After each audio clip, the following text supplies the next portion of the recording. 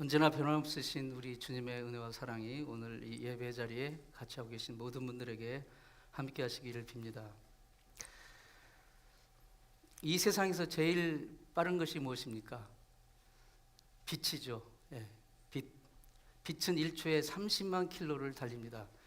지구둘레가 4만 킬로라고 해요. 그러니까 빛이 똑딱하는 1초 만에 지구둘레를 7바퀴 반을 도는 셈입니다. 정말 엄청나 상상할 수 없는 그런 속도죠.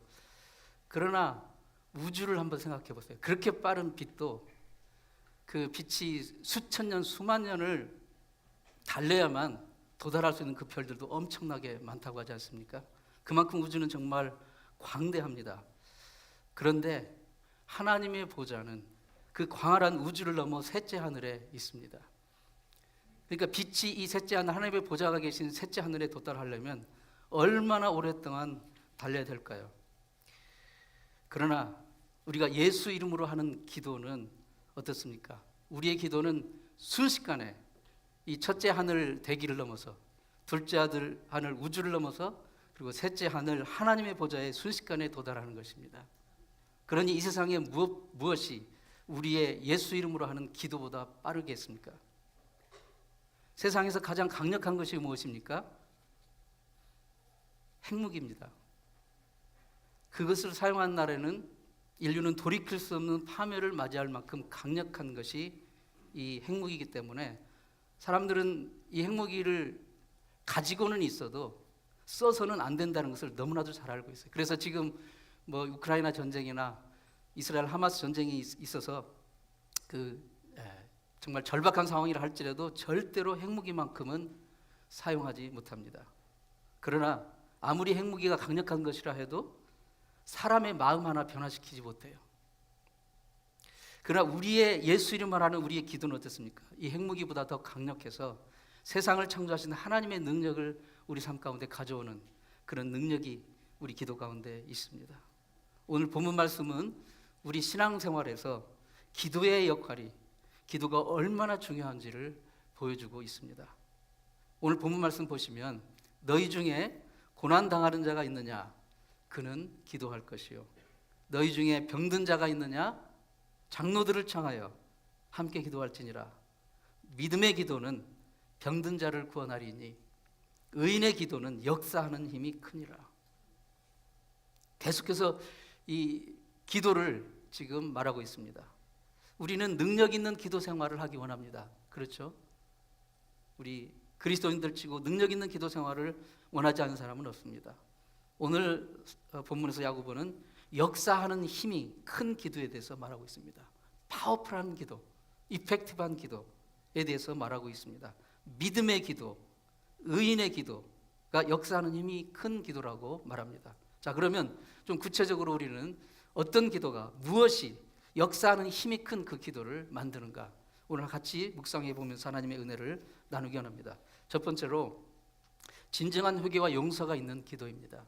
창세기 15장에 보면요, 아브라함이 하나님 앞에 제단을 쌓고 단을 쌓고 이제 예배를 드려 제사를 드리는데 짐승을 이제 잡아 드립니다. 짐승을 잡아서 피를 흘리고 드리는데 제물을 쪼개서 제단 위에 올려놓고 하나님의 응답을 기다리며 제사를 드립니다. 그런데 연기가 막 피어오르는 풀무같이 보이면서 한 횃불이 쪼갠 짐승 사이로 지나가는 장면이 아주 신기한 장면이 나옵니다. 바로 여기에 기도 응답의 열쇠가 있습니다. 제단 위에 놓여진 짐승은 죄로 말마 죽어 마땅한 바로 나를 말합니다. 우리 자신을 말하는 거예요. 그 제물이 짐승을 쪼갰다는 것은 죽었다는 거거든요. 그러니까 죄 지은 내가 죽어야 한다는 것을 말해요. 죄 지은 나가 죽어야 함을 의미하는데, 그러나 실제로 우리의 몸이 쪼개서 죽는 대신에 우리의 마음을 쪼개는 거예요. 우리 마음을 찢는 회개를 해야 됩니다. 짐승이 쪼개져 죽는 것처럼 우리가 우리의 마음을 찢으며 죄를 회개하며 기도할 때 하나님과 나 사이에 죄로 인해 생겼던 막힌 담이 허물어지고 성령의 불이, 그 횃불이 쪼갠 짐승 사이로 지나갔다고 그랬거든요. 성령의 불이 우리 심령 속을 통과하면서 우리 심령 속을 지나감으로써 우리를 정결케 하시고 그리고 기도의 응답의 기적을 맛보게 되는 것입니다. 본문 16절은 기도할 때 너희 죄를 서로 고백하며 기도하라고 권면합니다. 죄를 회개하라는 그 기도를 말씀하고 있어요. 우리의 소원을 기도로서 아뢰을 때 우리 마음속에 있는 죄를 고백하며 회개할 때 하늘의 문이 열리고 하나님과 우리 사이에 막힌 담이 열어지고 그리고 기도의 응답이 우리에게 임하는 것입니다. 우리는 이 땅에 사는 동안 죄를 짓습니다. 그 어떤 누구도 부인할 수가 없어요. 그런데 죄는 어떤 형태이든 하나님의 마음을 아프게 하는 것입니다. 죄는 하나님과 나 사이를 가로막는 장벽이 되는 거예요. 우리가 아무리 열심히 기도를 해도 우리가 내 속에 숨겨진 죄를 회개하지 않은 채 기도하면 그 죄가 하나님과 나 사이를 가로막고 있기 때문에 우리는 기도의 응답을 경험할 수가 없는 것입니다. 성경의 시편에 많은 부분이 다윗이 쓴 신앙 고백입니다. 다윗이 쓴 그 시들 중에 감사와 찬양과 간구의 그 기도가 많이 있지만 그보다 더 많은 분량을 차지하는 게 다윗이 자기의 죄를 고백하는 회개하는 회개의 기도가 시편에 보면 많이 나옵니다. 대표적인 회개의 기도 중 하나가 시편 32편이에요. 시편 32편인데 그 시편 30편의 다윗의 회개의 기도는 이렇게 시작합니다. 죄를 용서받고 허물이 가려진 자는 복이 있다. 정말 우리가 신앙생활을 하면서 진짜 복은 하나님께 죄 용서 받는 거예요. 하나님께 죄 용서 받고 허물이 가려진 자가 복이 있다는 것입니다.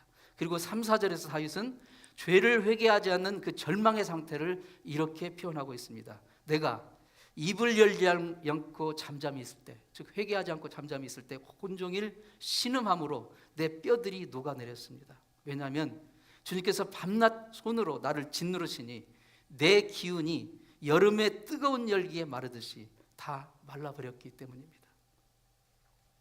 그러니까 죄를 숨기고 계속 고백하지 않고 회개하지 않고 있으면 이러한 절망의 상태를 계속 경험할 수밖에 없다는 것이에요.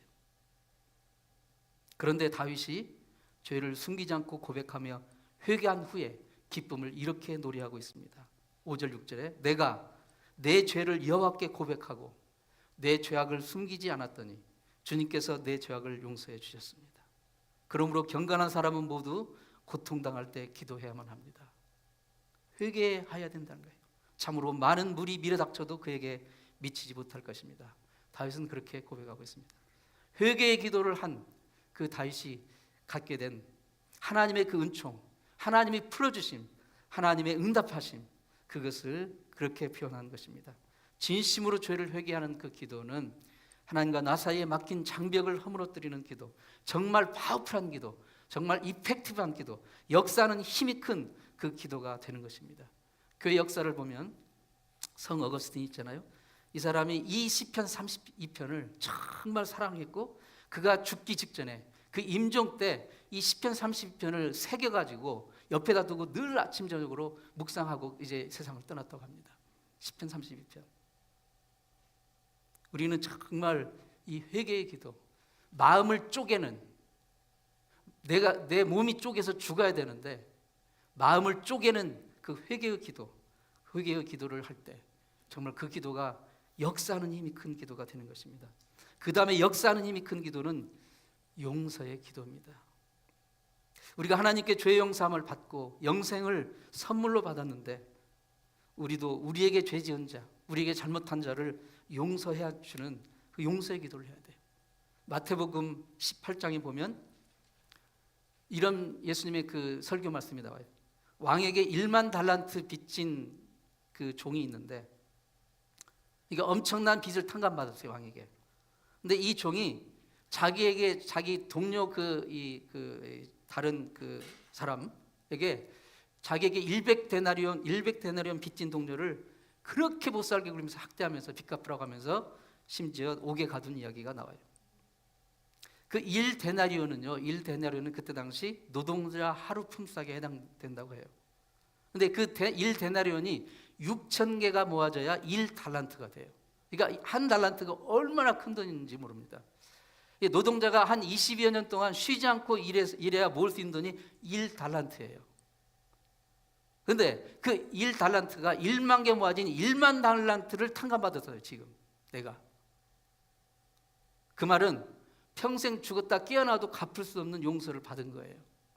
1만 달란트 탕감받았다는 것은 어떤 수고와 노력을 해도 갚을 수 없는 용서를 받은 게, 그게 내가 1만 달란트 탕감받았다는 말입니다. 그런데 그런 은혜를 받은 자가 자기에게 겨우 100데나리온 빚진 자를 용서하지 못하고 목살게 구면서 그를 용서하지 못하고 옥에 가두고, 그러니까 그 사실을 전해들은 왕이 분노를 하며 이 배은망덕한 종이 그 1만 달란트 빚을 다 갚을 때까지 옥에 가두라고 명령을 합니다. 그 말은 뭐예요? 1만 달란트를 무슨 수로 갚습니까? 죽었다 깨어나도 갚을 수 없는 것이 1만 달란트인데, 그러니까 평생 그냥 옥에 있다가 죽으라는 거죠. 이 이야기의 교훈은 무엇입니까? 하나님께 구원의 은혜를 받은 우리에게는 용서하지 않는 것도 하나님 앞에는 용납되지 않는다는 거예요. 그럼 하나님 앞에 배은망덕한 죄인 것입니다.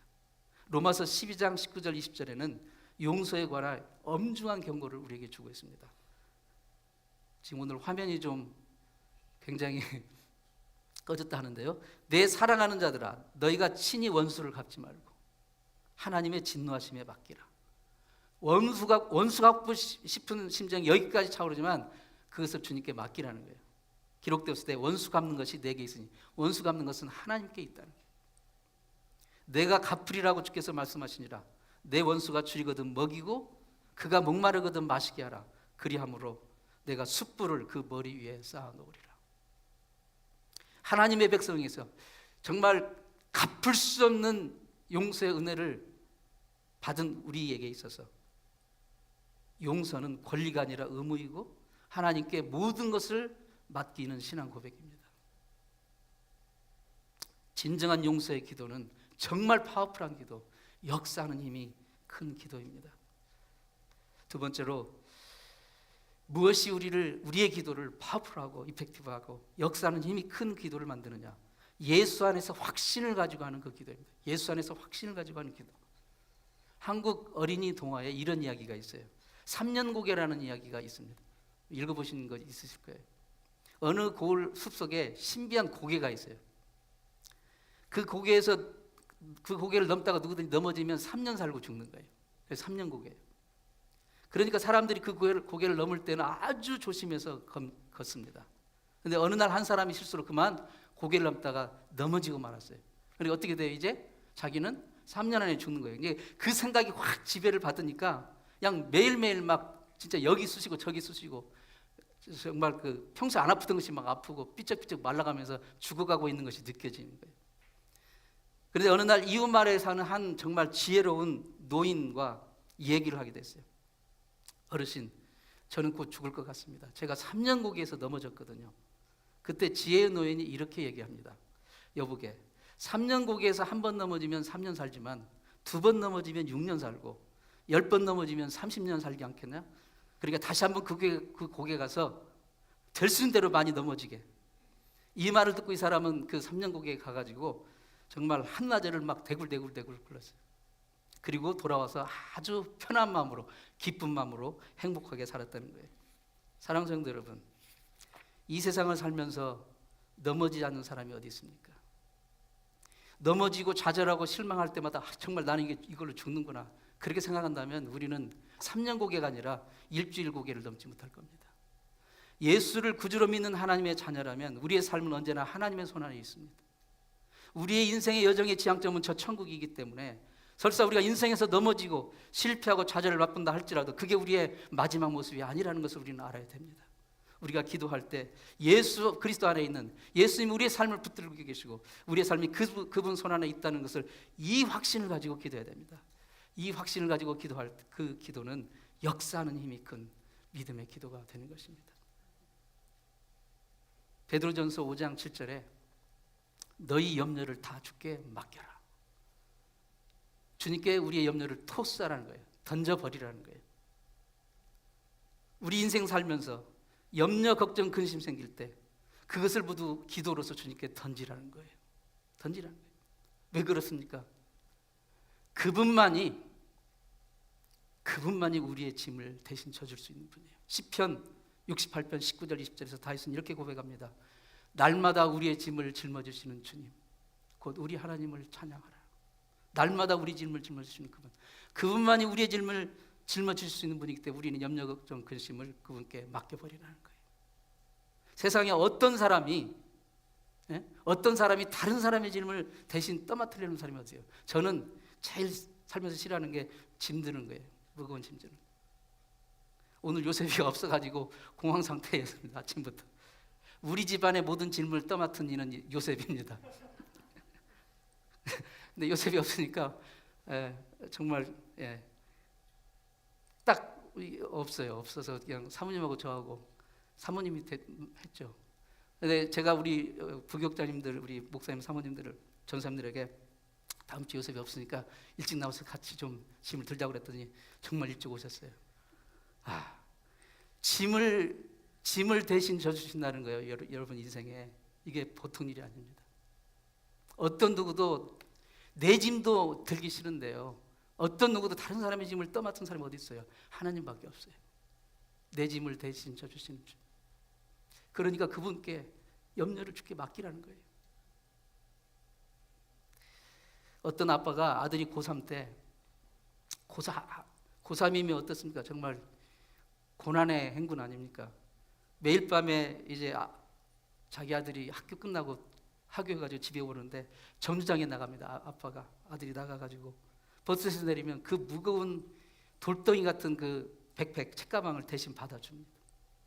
여러분, 고3이면 신체적으로 아빠가 더 힘이 셉니까? 아들이 더 힘이 셉니까? 아들이 훨씬 힘이 세요. 그런데도 아빠는 그 무거운 짐을 받아주려고 기다리는 거예요. 연약한 아버지라 해도 아들의 짐을 대신 받아주기 원하는 게 아버지의 심정이에요. 그런데 하늘 아버지께서 우리의 짐을 져주신다는 거예요. 사랑하는 성도 여러분, 우리가 우리의 삶을 책임져 주시는 예수 안에 있다는 이 확신을 가지고 하는 기도, 이 기도는 역사하는 힘이 큰 기도가 되는 것입니다. 무엇이 우리의 기도를 역사하는 힘이 큰 기도로 만듭니까?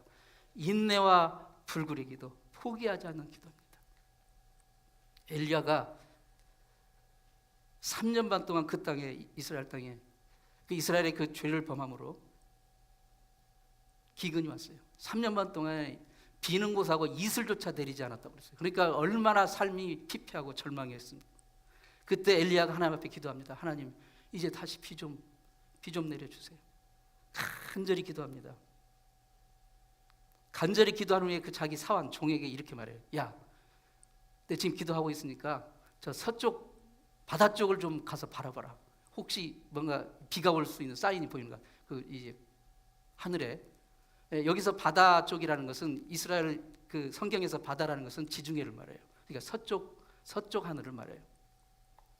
종이 가서 보니까 아무것도 그냥 오늘처럼 진짜 마른 하늘이래요. 아무것도 안 보이는데요, 다시 기도합니다. 두 번째 기도하고 또 가서 보라. 아무것도 없어요. 3번 기도합니다. 4번 기도합니다. 아무것도 없어요. 5번, 6번, 7번까지 다시 가라. 7번째 가서 보니까 보이는데요, 그냥 시커먼 먹구름이 아니라 조그마한 조각구름, 손바닥만한 조각구름이 보였다고 했어요. 됐다. 다시 엘리야는 기도합니다. 무릎에다가 이 머리를 집어넣었다고 했어요. 여러분, 혹시 무릎에다 머리 박아본 적 있으십니까? 그렇게 간절히 기도해 보신 적 있으세요? 엘리야는요, 능력의 제사장, 능력의 사도입니다. 능력의 이 선지자입니다. 성경에 정말 엘리사와 더불어 가장 많은 기적을 행한 분이 엘리야인데요, 그렇게 이 능력과 기적의 주의 종인데도 기도할 때는 정말 그렇게 뜨겁게 간절히 막 7번, 8번 막 그렇게 기도하니까 이제 조그마한 손바닥만한 구름이 보이더니 결국 하늘이 시커매지면서 비가 쏟아졌습니다. 3년 반 동안 오지 않던 비가 드디어 내린 거예요. 이 장면을 통해서 우리는 정말 기도에는 인내와 지구력과 끈기가 필요하다는 것을 알 수 있어요. 기도할 때 한두 번 해보고 아직도 아무것도 안 보이는데요, 사인이 없는데요, 포기해서는 안 됩니다. 7번까지, 아니 70번까지라도 간구하려는 그 간절한 마음, 인내의 마음으로 기도해야 됩니다. 성경을 보면 하나님은 하나님의 때가 있어요. 하나님의 때에 복을 주시고 은혜 내려주신 것을 봅니다. 그런데 우리는 그 주님의 때를 모르거든요. 그러니까 인내가 필요한 거예요. 그 주님의 때가 차기까지, 그 주님의 때가 올 때까지 우리는 포기하지 않고 인내하며 기도해야 되는 거예요. 오래전에 한국에서 왕성교회라는 큰 교회를 목회했던 길자의 목사님이라고 계십니다. 아마 그분 지금 소천하셨을 거예요. 모르겠습니다, 확실히. 근데 어쨌든 굉장히 오래된 분이라. 그분이 목회 초기에 이제 교회를 이제 새로 개척을 해가지고 시작했는데, 그분의 아버님이 멀쩡하시던 그분의 아버님이, 목사님의 아버님이 건강하신데 갑자기 중환병에 걸려가지고 위독한 상태가 된 거예요. 그러니까 목회를 이제 시작했는데 갑자기 아버님이 멀쩡하시던 분이 정말 위독한 상태가 되니까 얼마나 부담이 되겠어요. 임종의 시간이 가까울 정도로. 그래서 막 이제 식구들이 장례 준비를 하게 됐습니다. 그런데 이 목사님 마음이 너무 괴롭고 힘든 거예요. 하나님, 목회를 이제 막 시작했는데 성도들 보기도 그렇고, 하나님 왜 그러십니까? 그래서 산에 올라가서 담요 하나 뒤집어 쓰고 이제 기도를 하기 시작했어요. 여러분, 산에 올라가서 바위 위에서 기도하면 바위가 밤에는 얼마나 춥습니까? 산이 무섭지 않습니까? 하나님, 히스기야의 생명을, 죽을 병 걸린 히스기야의 생명을 15년 연장시켜 주신 하나님, 우리 아버지 좀 살려주세요. 만약에 안 살려주시면 저 그냥 목회 여기서 접을래요. 이런 땡깡을 부리는 기도를 했어요. 이게 꼭 성경적인 기도는 아닙니다만은 어쨌든 그분은 정말 그렇게 절박하게 기도한 거예요.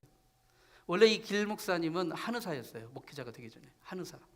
하나님, 제가 아무리 그 한의학 그걸로 봐도, 그리고 현대의학으로 봐도 아버지가 고칠 방법이 없네요. 근데 하나님의 능력이면 하실 수 있잖아요. 하나님의 능력이면 살려주세요. 금식하면서 기도를 하는 거예요. 그냥 무작정 기한을 정해놓지 않고 기도를 한 거예요. 하나님, 응답 주실 때까지 제가 산을 안 내려가겠습니다. 그렇게 하루, 이틀, 일주일, 열흘이 지났어요. 아무런 사인이 없어요. 근데 보름째 되던 날 새벽에 하나님이 아버지를 살려주시겠다는 그런 마음이 훅 들어오는 거예요. 그러면서 마음에 정말 말할 수 없는 평안이 임했습니다. 정말 기적처럼 길 목사님의 아버지는 기적처럼 살아나셨고 회복되어가지고 히스기야처럼 15년 3개월을 더 사시다가 돌아가셨다고 해요. 저는 이 간증을 들으면서 얼마나 감동이 되는지, 그 길 목사님 아버님이 다시 살아났다는 그 사실보다 그 아들이 아버지를 위해 그렇게 목숨 걸고 인내의 기도를 할 수 있다는 것, 저는 거기에 큰 도전이 되고 감동이 되었습니다. 사랑하는 성도 여러분, 오늘 아버지 날인데, 아버지 날인데 아버님들 얼마나 힘드십니까? 얼마나 어려우십니까?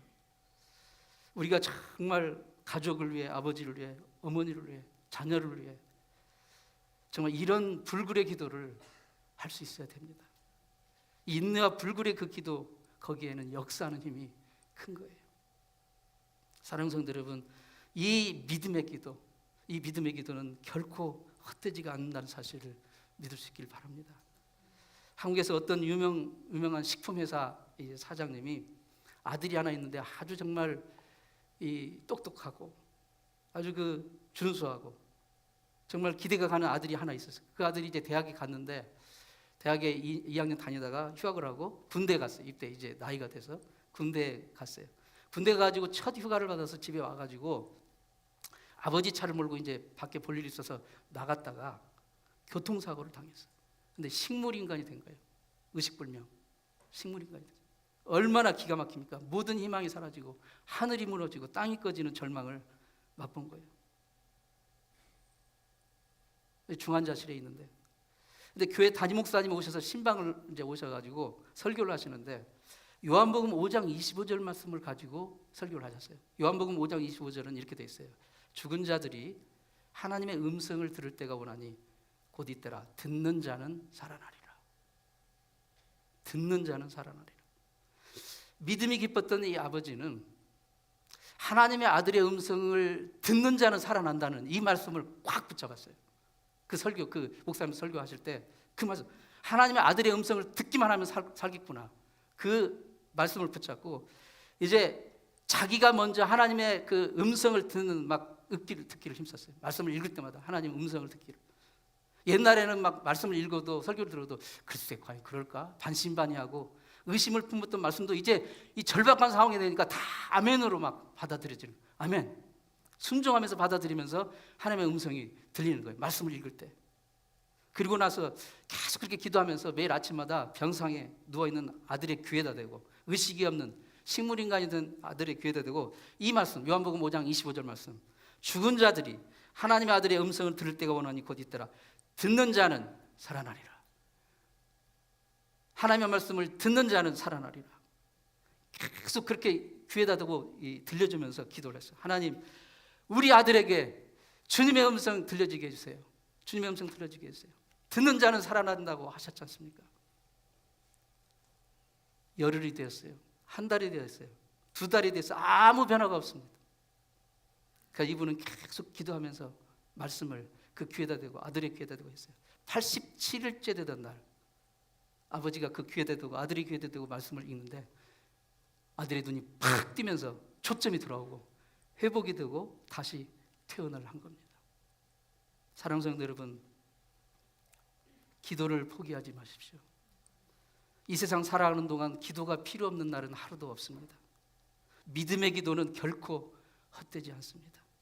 주님의 때가 되면 반드시 열매를 보게 될 것입니다. 믿음의 기도, 의인의 기도는 병든 자를 일으키고 역사하는 힘이 큽니다. 진정한 회개와 용서가 있는 기도가 역사하는 힘이 큰 기도예요. 하나님과 막힌 담을 허무는 그 기도가 역사하는 힘이 큰 기도예요. 예수님이 내 삶을 붙들고 계신다는 확신을 가지고 하는 그 기도가 역사하는 힘이 큰 기도입니다. 응답의 순간까지 결코 포기하지 않는 인내의 기도, 이 기도가 역사하는 힘이 큰 기도입니다.